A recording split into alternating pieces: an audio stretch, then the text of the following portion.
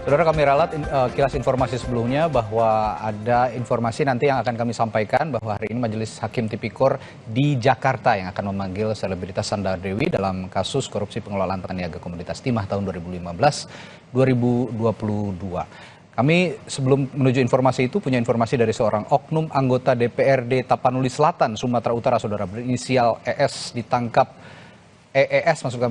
polisi di sebuah hotel di Kota Padang Sidempuan Rabu petang. EES diamankan petugas setelah diduga ikut memprovokasi atas kasus dugaan pengeroyokan dan pengerusakan pertengahan Februari lalu.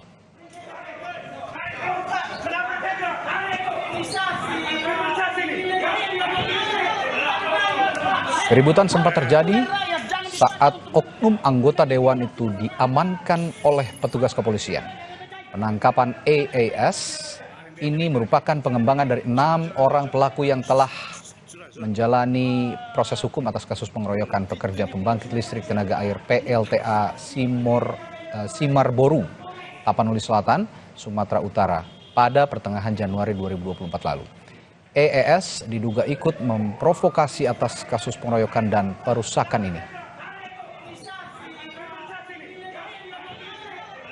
Terhadap saudara ES, yang mana kebetulan juga merupakan